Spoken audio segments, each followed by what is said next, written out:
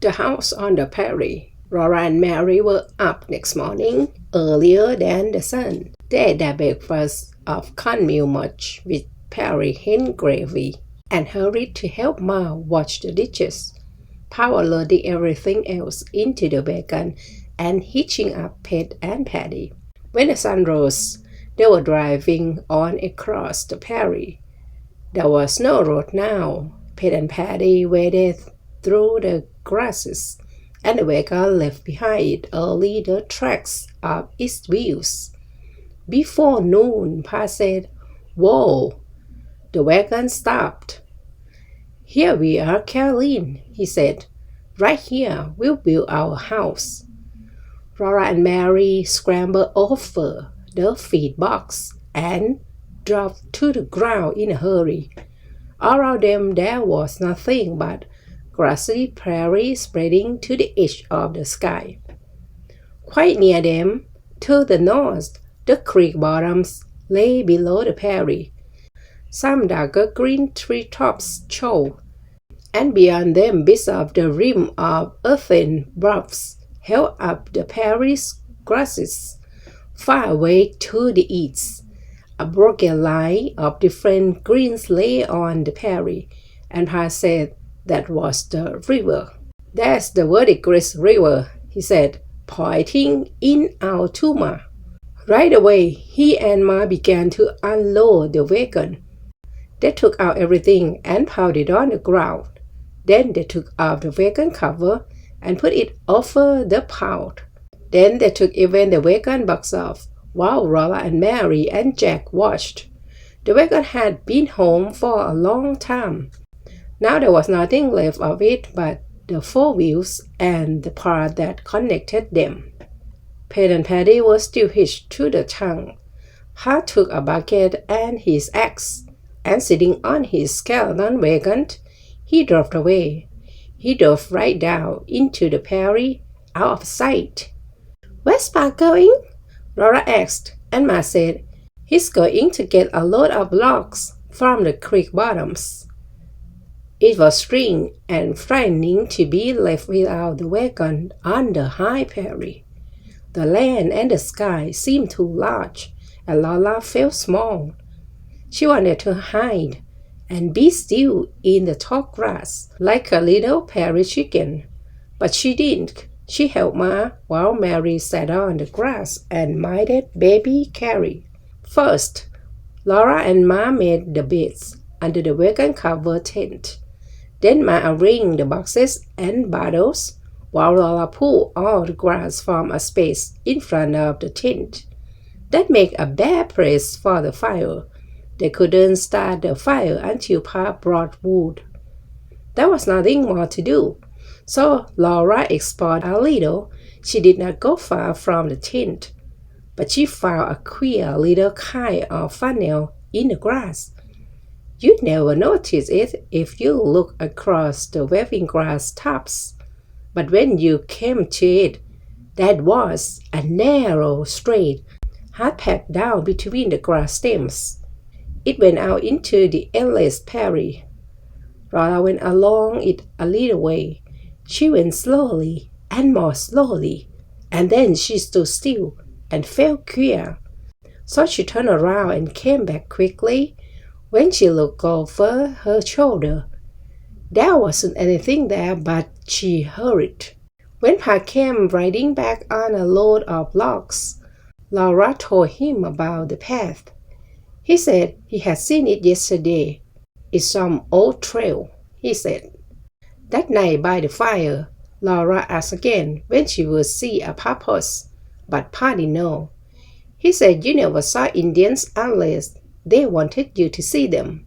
He had seen Indians when he was a boy in New York State, but Laura never had. She knew they were wild men with red skins, and their hatchets were called tomahawks. Pa knew all about wild animals, so he must know about wild men too. Laura thought he would show her Papa someday, just as he had shown her fawns and little bears and wolves. For days, Pa hauled logs. He made 2 piles of them, one for the house and one for the stable. There began to be a road where he drove back and forth to the creek bottoms, and at night on their picket lines, Pet and Patty ate the grass till it was short and stubby all round the log piles. Pa began the house first. He paced off the sides of it on the ground. Then with his spade, he dug a shallow little hollow along two sides of the space.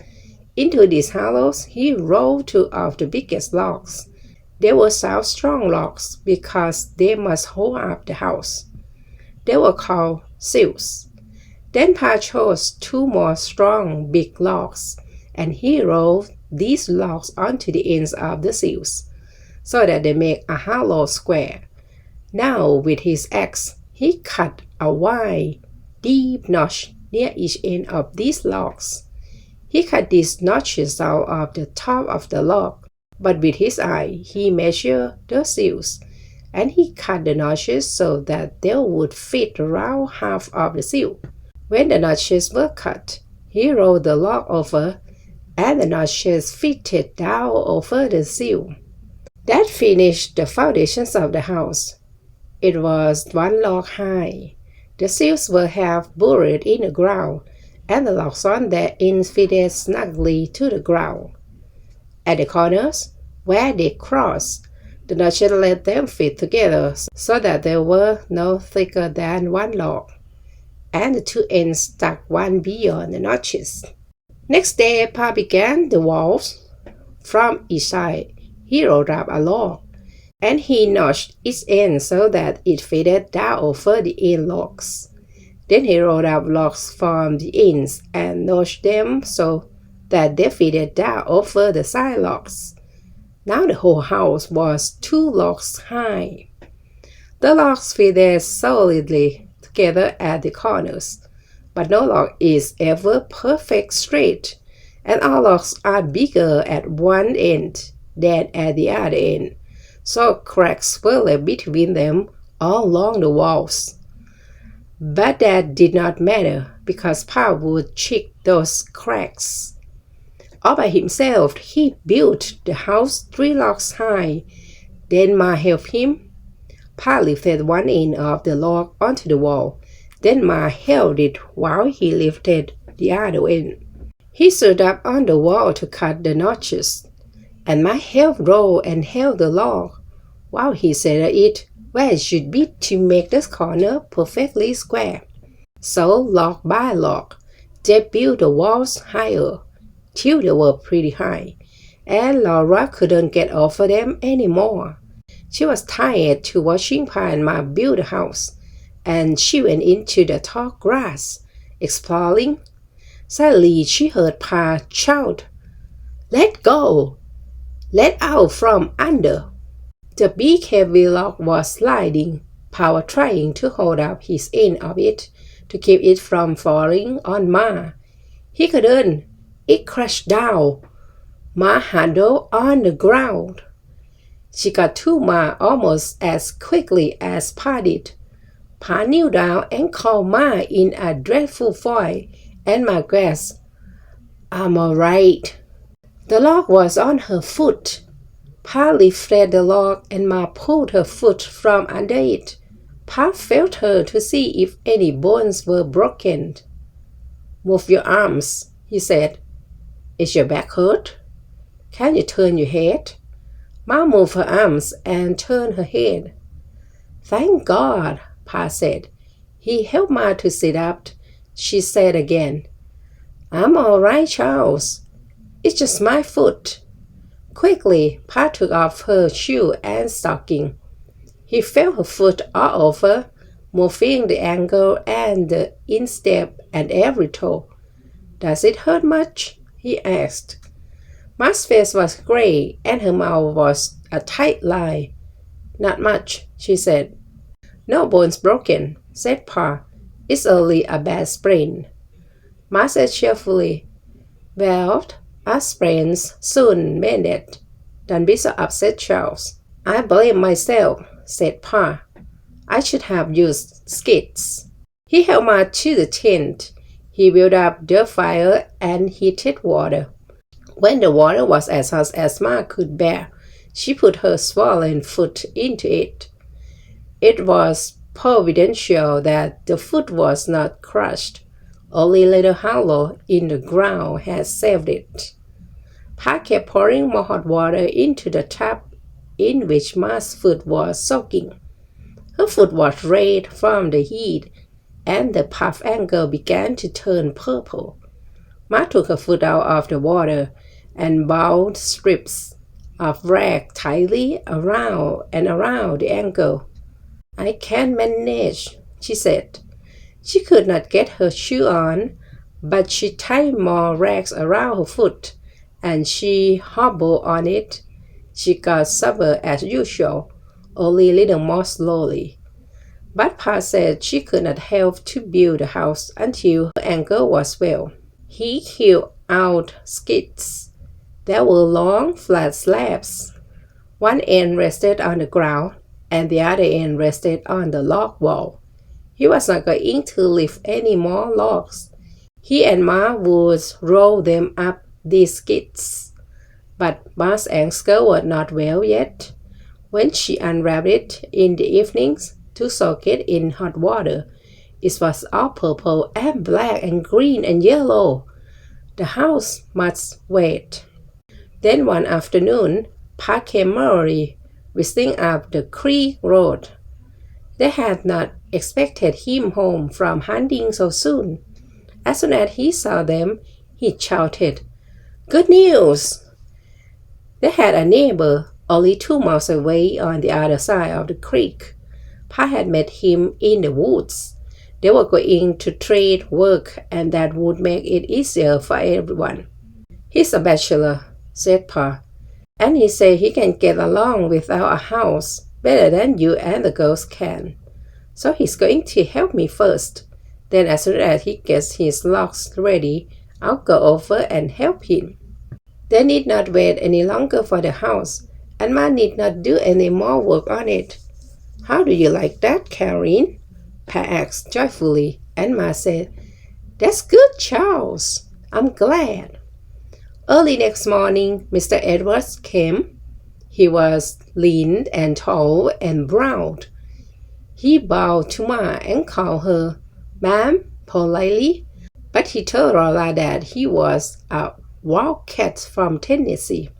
He wore tall boots and a ragged jumper and a cornskin cap, and he could spit tobacco juice faster than Laura had ever imagined that anyone could spit tobacco juice. He could hit anything he spit at too. Laura tried and tried, but she could never spit so far or so well as Mr. Edwards could. He was a fast worker. In one day, he and Pa built those walls as high as Pa wanted them. They joked and sang while they worked, and their axes made the chips fly.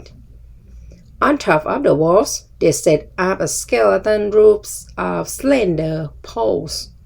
Then in the south wall, they cut a tall hole for a door, and in the west wall and the east wall, they cut square holes for windows. Laura couldn't wait to see the inside of the house. As soon as the tall hole was cut, she ran inside. Everything was stripped there. Strips of sunshine came through the cracks in the west wall, and strips of shadow came down from the poles overhead. The strips of shade and sunshine were all across Laura's head and her arms and her bare feet. And through the cracks between the logs, she could see strips of Prairie. The sweet smell of the Prairie mixed with the sweet smell of cut wood. Then, as Pa cut away the logs to make the window hole in the west wall, chunks of sunshine came in. When he finished, a big block of sunshine lay on the ground inside the house. Around the door hole and the window holes, Pa and Mr. Edwards nailed thin slabs against the cut ends of the logs, and the house was finished, all but the roof. The walls were solid and the house was large, much larger than the tent. It was a nice house. Mr. Edwards said he would go home now, but Pa and Ma said he must stay to supper. Ma had cooked an especially good supper because they had company. There was stewed jackrabbit with white flour dumplings and plenty of gravy. There was steaming hot thick cornbread flavor with bacon fat.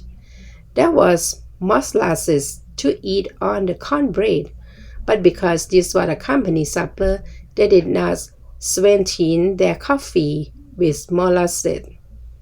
Ma brought out the little paper sack of pale brown stone sugar. Mr. Edwards said he surely did appreciate that supper. Then Pa brought out his fiddle. Mr. Edwards stretched out on the ground to listen, but first Pa played for Laura and Mary. He played their very favorite song, and he sang it.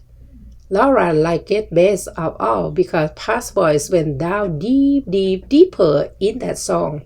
Oh, I'm a gypsy king, I came and go as I please. I pull my own nightcap down and take the world at my ease.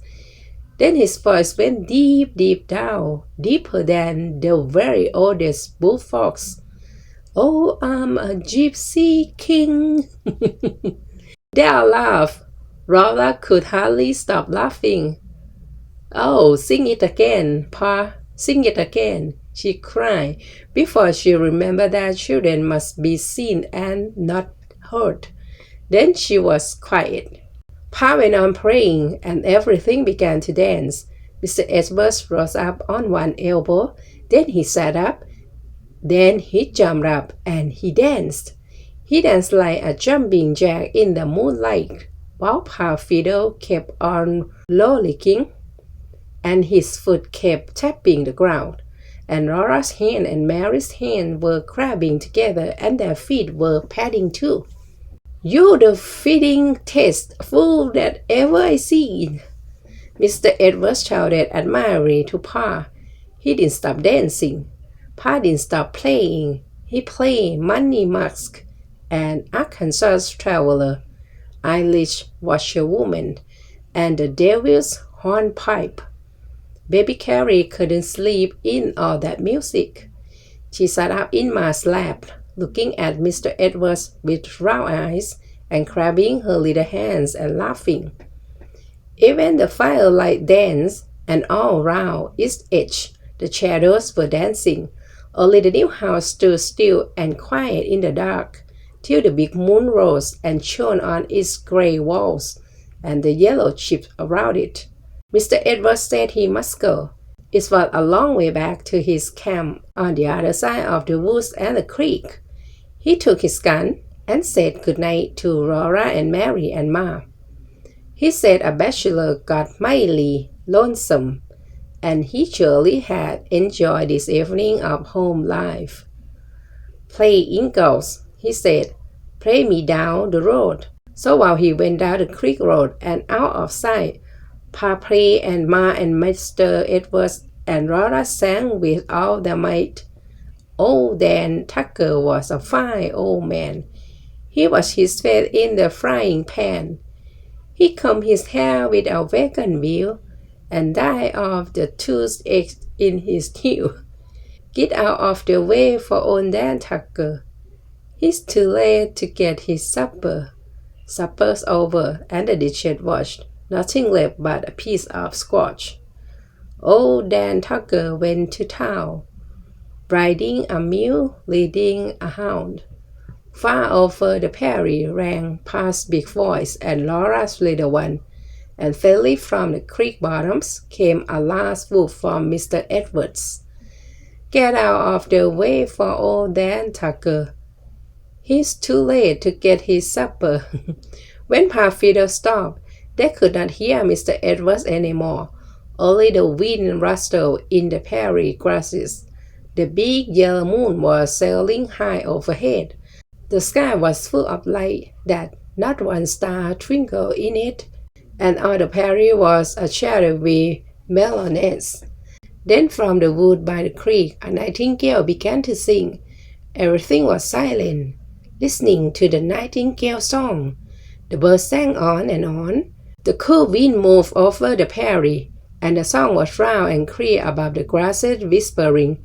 The sky was like a bowl of light overturned on the flat black land. The song ended. No one moved or spoke. Laura and Mary were quiet. Pa and Ma sat motionless. Only the wind stirred and the grasses sighed. Then Pa lifted the fiddle to his shoulder and softly touched the bow to the strings. A few notes fell like clear drops of water into the stillness. A pause, and Pa began to play the nightingale song. The nightingale answered him. The nightingale began to sing again. It was singing with Pa's fiddle. When the string was silent, the nightingale went on singing. When it paused, the fiddle called to it and it sang again. The bird and the fiddle were talking to each other in the cool night under the moon.